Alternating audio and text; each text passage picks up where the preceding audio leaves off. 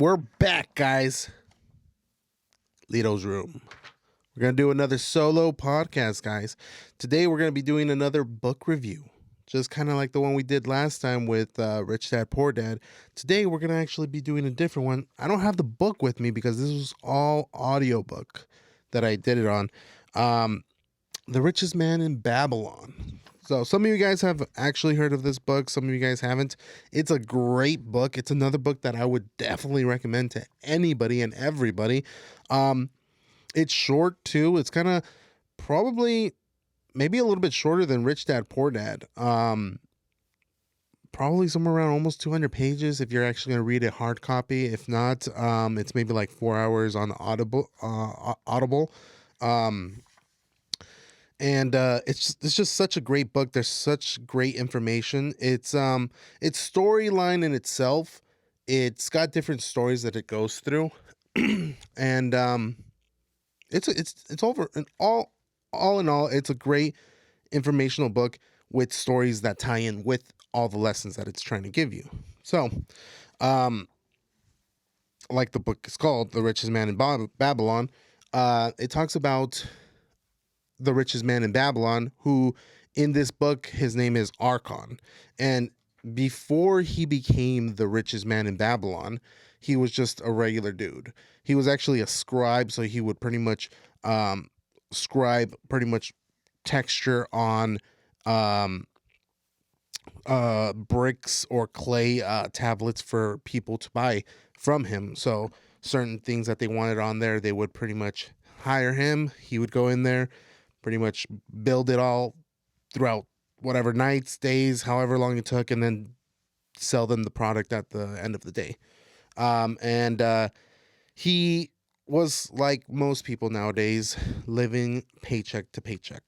And the way that the book kind of describes the whole lessons, and it's kind of weird because there's two different things that it's telling you. It's got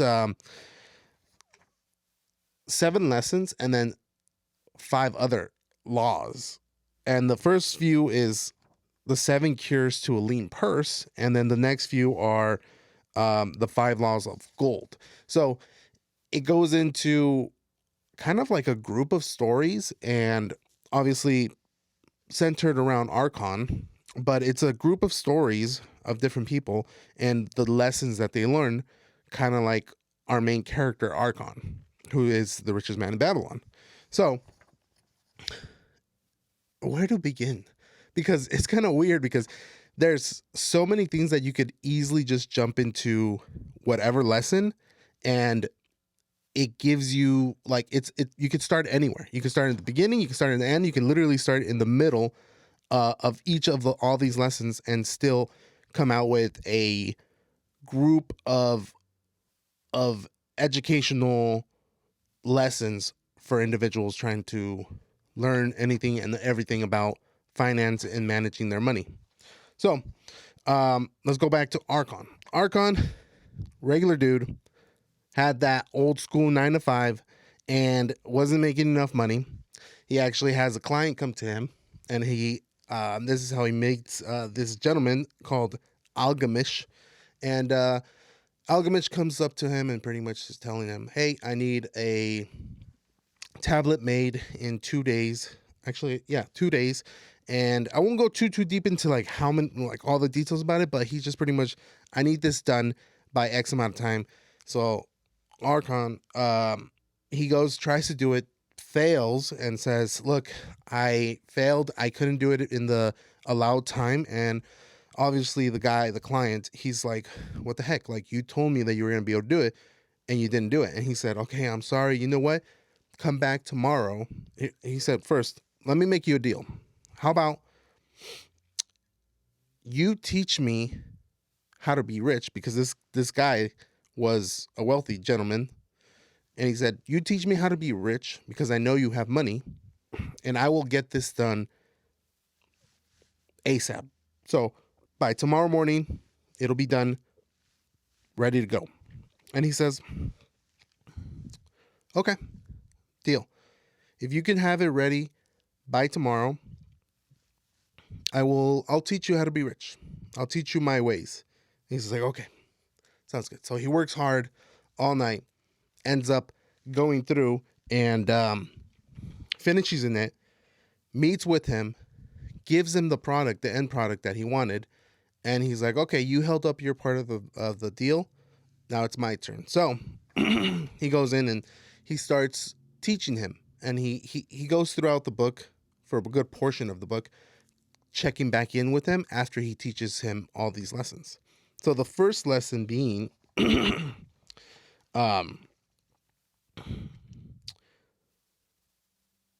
lesson 1, pay yourself first. And he describes it as, from everything that you earn, give yourself 10% of that.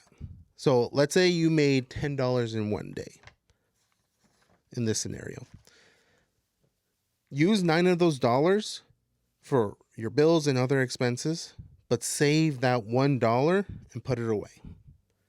And keep doing this, repeating it. So by the end of X amount of days, X amount of weeks, X amount of years, you'll have a great amount of sum to be able to support yourself later on in the future. And a lot of people know about this: savings accounts, retirement accounts. Saving money just in general is a great option. But this is back in the days, and he's just like, this is one of your first lessons. Do this and then go from there. The next lesson is lesson number 2, control your expenses. So going back to that scenario, from your $10 that you have, you already saved $1 for savings, but now the rest of that money that you're actually saving, that $9, or not the savings, but the actual spending, find out what you really need to spend it on. Obviously, you need to do your bills, your debts, your necessities. If you have kids, you got to provide for them anything that they might need. But at the end of the day, he describes it as, even after all these things, you should still have money left over if you're actually spending your money correctly. So he tells him to control his spending. Lesson 3, he says, invest in what you know. So saving is not investing. He also describes that. You might put money away, but investing your money into what you know so that it can grow and actually multiply. Because saving your money, yes, it's going to accumulate because you're slowly putting money in there, but that's not the same thing as saving. I mean, that's not the same thing as investing. Investing is an entirely different thing. So what you need to do is, yes, continue saving, but get some of those savings and put it into an investment that is going to eventually give you back money in return. Lesson 4, don't lose your money. So this is great because it kind of ties in with the investment. So there's a lot of people out there that'll tell you, hey, give me $100, we'll invest that money and you'll earn X amount on some type of course or something like that. You'll make twice as much as you're making, 3 times as much as you're making. It only costs $1,000, blah, blah, blah. Different things online that all of us have seen. But if you don't know what you're investing in, you shouldn't be investing in it. And that's what he talks about. You don't go to a farmer if you have a broken leg. And vice versa, you don't go to a doctor if you're trying to build a crop or farm some land. So every category has its professions, and there's individual people that you're supposed to go to for these things. And you yourself need to learn about this to actually be able to invest. So if you want to invest in real estate and you know nothing about real estate, what's the first thing you need to do? Learn about real estate.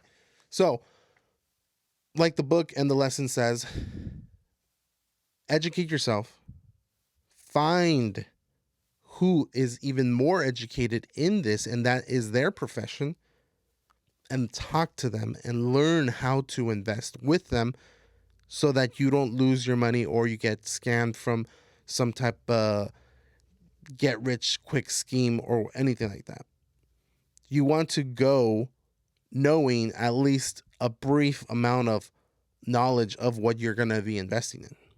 Don't just choose all like, oh, well, I like stocks, so I'm just going to go straight into opening an account and investing right away. It's like, no, you do your research, find out who online or who that you know in your community that you can trust as well, that has been working in that line of field or has been investing and actually earning money, so that you can actually go and learn from them and then make the same decisions that they made, because obviously they educated themselves in that line of work to be able to earn X amount of money from that. So going to the next one, lesson 4, don't lose your money. Actually, sorry, lesson 5, own your home. Renting is you paying for someone else's house, essentially. Now, a lot of people would disagree because a lot of people live in areas that owning a home isn't possible, but I don't believe that so much. I think you need to learn a couple different lessons before you get to that point where you can try to buy a house. I don't think it's impossible. I think it's possible. I think it's just it's just another hurdle you need to do before actually getting to a point where you can actually manage and budget your money, because you're no longer going with a small amount of rent that you're dealing with every single month. You're going with a larger amount of mortgage that comes with different responsibilities as far as maintenance on the property and everything else. Um,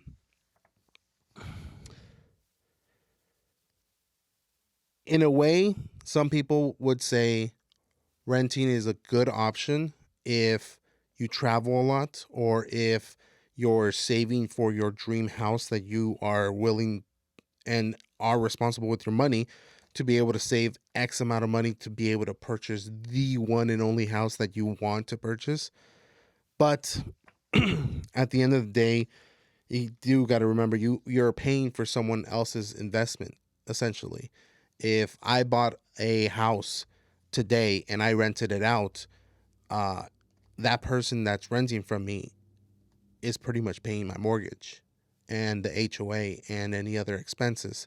And they may not see it as like a big issue, that they're not actually contributing to building their own equity if they were to buy a house. But it could be a good thing, it could be a bad thing, because it kind of depends on each person's situation. But ultimately, I would agree with the lesson where the best case scenario is always to try to buy, and renting isn't bad, but it should only be temporary or for X amount of time until you're put in a better position to buy. And if it's saving up enough money for a down payment or building your credit or whatever you need to do, is taking those steps, renting is a good option then and there. So, lesson 6 is your retirement plan. So, eventually, we all won't be able to work. Some of you guys know that I am a plumber.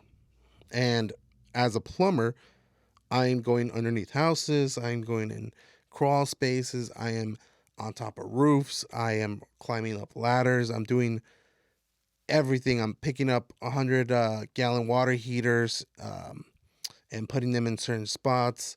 And yes, there might be tools to help with safety and ease of use, like forklifts, dollies, different things that can help and like protect you in the long run. But ultimately, everyone eventually gets old everyone eventually is no longer able to do their job. And even for me, that I'm doing a tougher job than being behind a desk all day, physically speaking. I've gotten into situations where even to this day, I'm going to be needing hand surgery soon. Um, in the next couple months, I'm going to be getting hand surgery because of an injury that happened last year.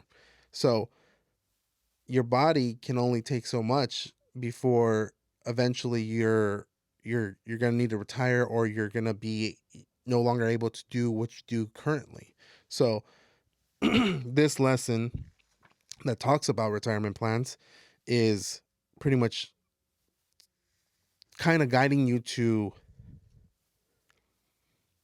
find a way to prepare yourself financially so that you won't be running into issues if you can no longer physically, mentally do what you are currently doing as far as a career or a job. Because I know one day my knees are going to give out, my hands are going to be messed up, or God forbid, an injury of some sort, and I won't be able to do my job. And to think about it like this, I'm 28 years old and I have to have hand surgery because of an injury. I always thought if I ever do have to have surgery, it's going to be like I'm going to be 50, my knees are going to go out or something like that. But nope, it's 28 years old and it's a hand surgery that's going to put me out of work for X amount of time. And it just goes to show that what I'm doing right now, will I be able to do it at 50, or will I get another injury at 50? And 50 is not even retiring. 50 is like you still got to work for a couple more years before you actually retire. If retirement, I think now is at 65 or 67 or something like that. To think if at 50, if at 28 I'm getting this injury and I have to possibly be out of work for X amount of time, imagine me at 50 with a knee injury or a foot injury. It, and I'm doing the exact same things. So it's kind of like a little shock, like, hey, pay attention. Like, you're eventually going to get to that point. Make sure you have your plans ready for that point where you no longer can bring it money in. At least your retirement is set up so you'll still be getting money because you were smart enough to do it early on. So there's that, which is great. It's a great lesson. And the last final lesson from the 7 Cures to Lean Purse is invest in yourself.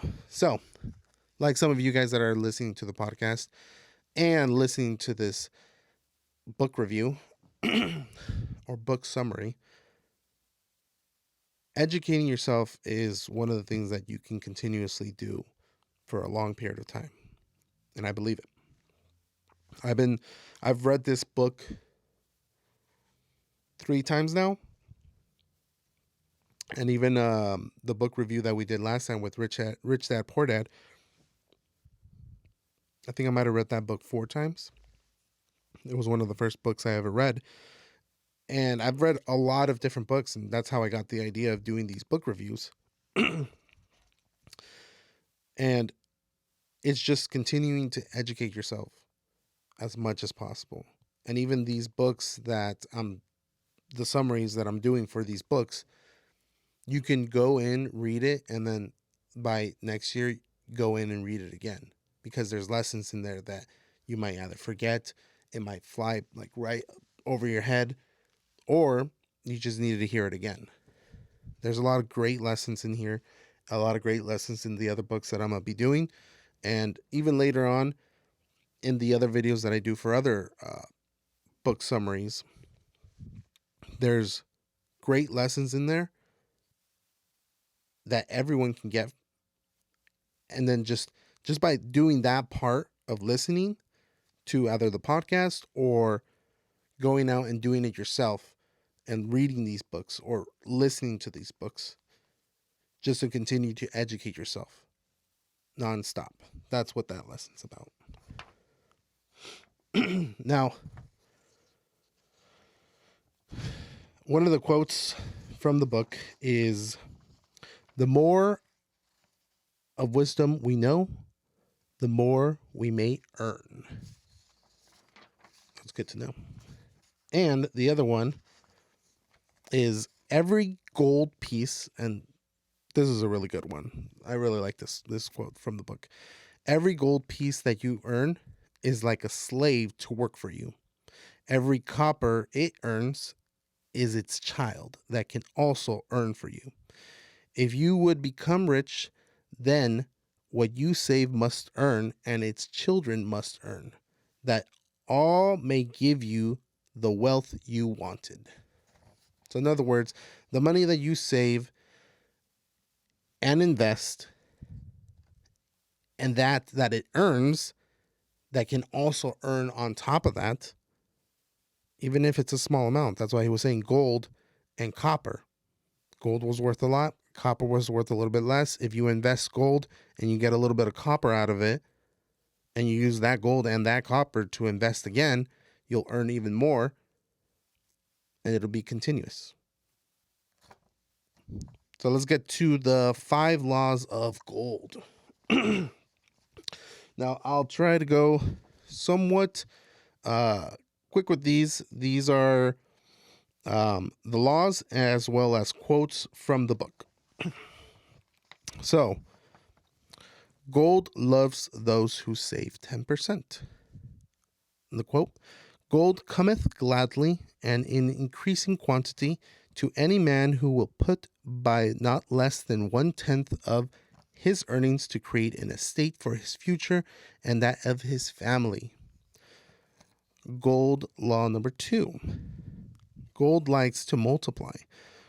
"Gold laboreth diligently and contently for the wise owner who finds for its profitable employment, multiplying even as its flock of field." Number 3, gold loves a cautious owner. "Gold clingeth to the protection of a cautious owner who invests under the advice of men wise in its handling." Kind of going back to that, you wouldn't go to a farmer for a broken leg. Number 4, gold favors those who study investments. "Gold slippeth away from the man who invests it in businesses or purposes with which he is not familiar, or which are not approved by those skilled in its keeping." And the last one, "Gold and get rich schemes do not mix.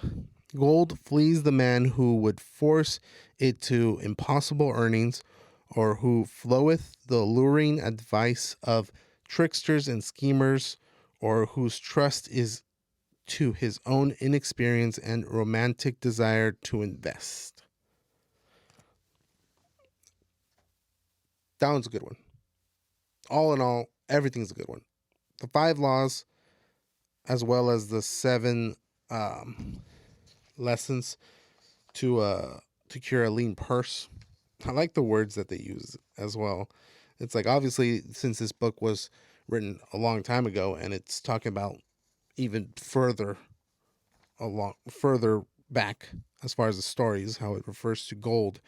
I mean, we can easily switch these words with money, the lessons, as well as a lean purse is kind of like empty bank account. They're all great lessons, and the book, I would literally just say, go read it. It's a short book. There's a couple different stories in there.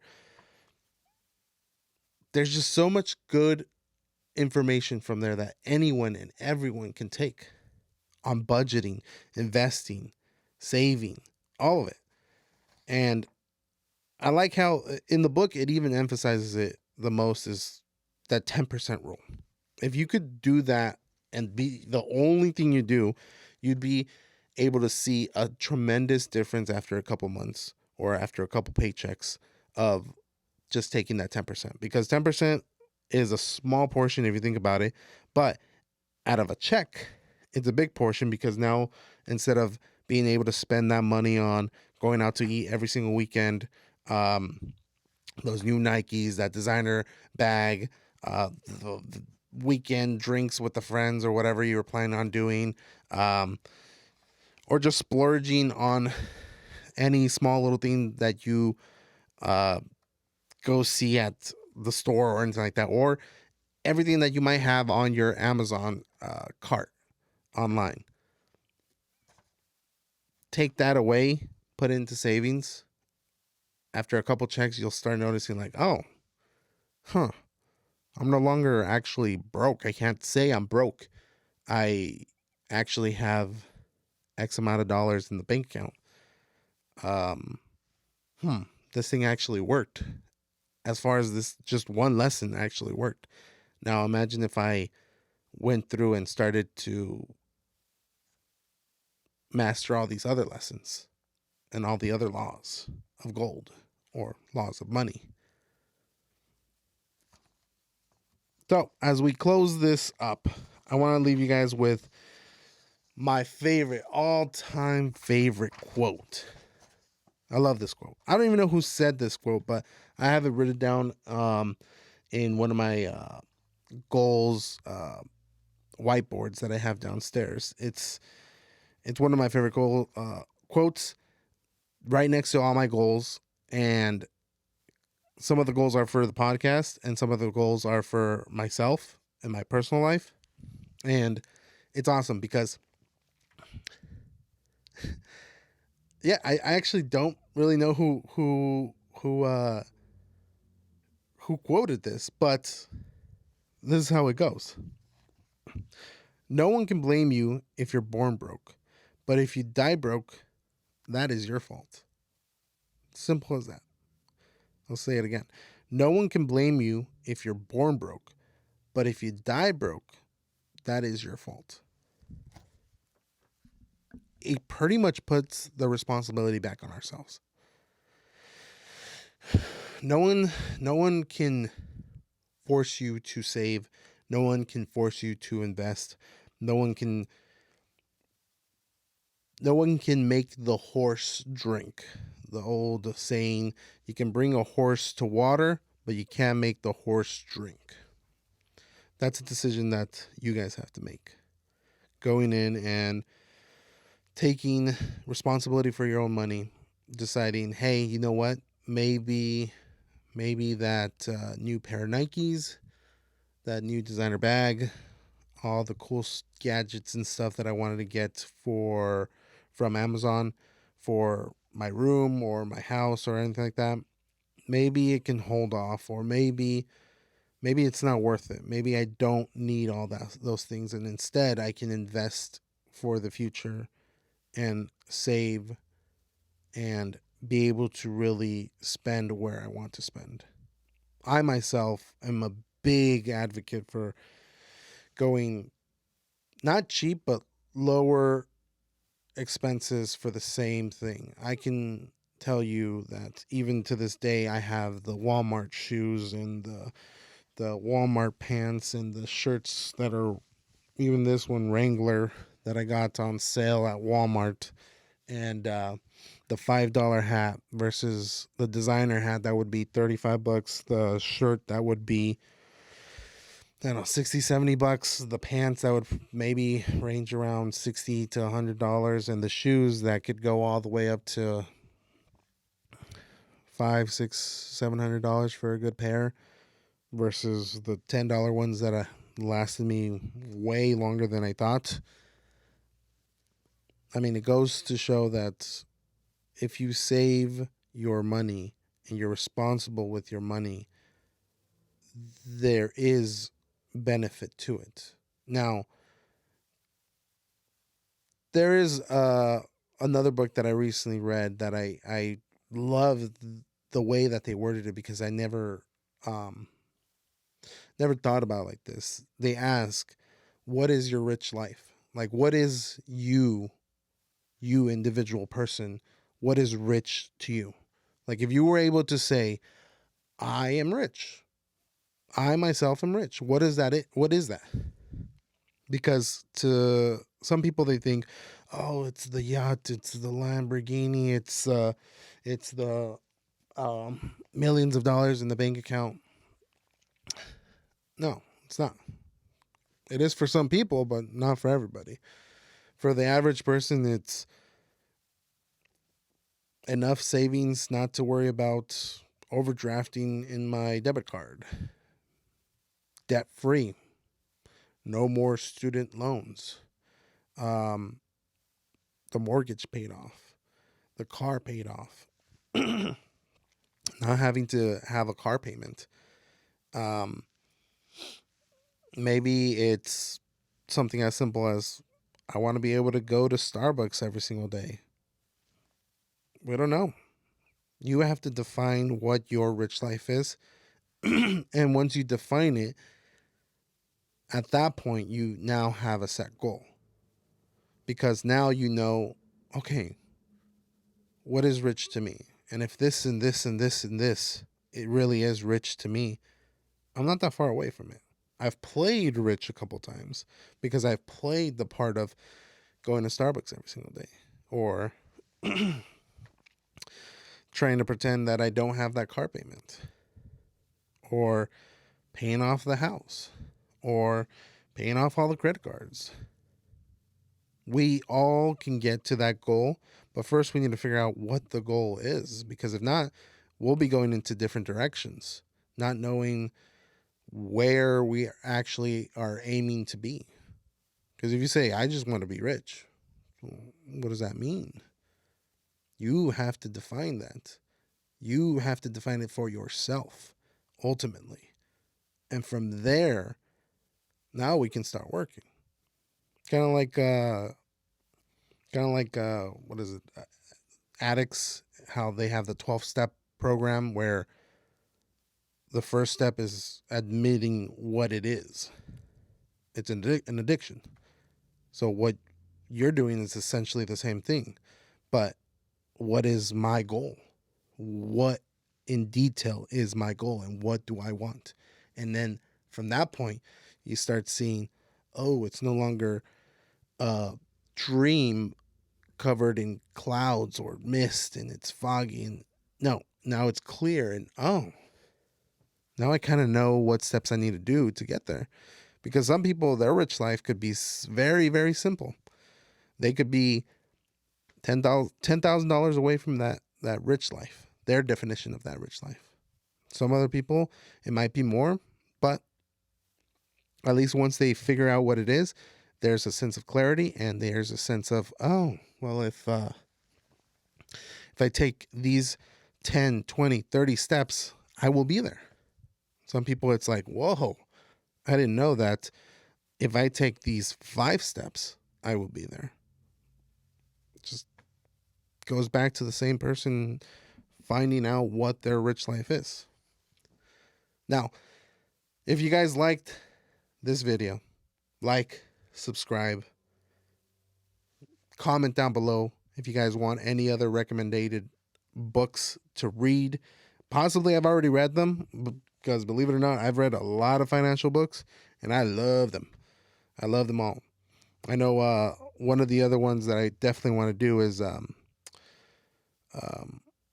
The Greatest Salesman, Intelligent Investor. One of the ones that I quoted was I Will Teach You to Be Rich that just came out. They even have a Netflix series, which is actually pretty good. Might actually try to finish the last few episodes that I have on there. But ultimately, I'd say it's all up to you. It's all up to you, and never think that it's not possible, or never settle. And I'll leave it at that. So, like I said, guys, thank you guys for watching. Tune in next time for another book review or for another episode that we have coming up. We hit our 1-year mark a couple episodes ago. I'm super happy about it. We're going to keep doing this, keep entertaining everybody, and keep improving as much as possible and keep reaching our goals. So help us out by liking, commenting, and ultimately subscribing to us. Thanks, guys. Catch you guys later.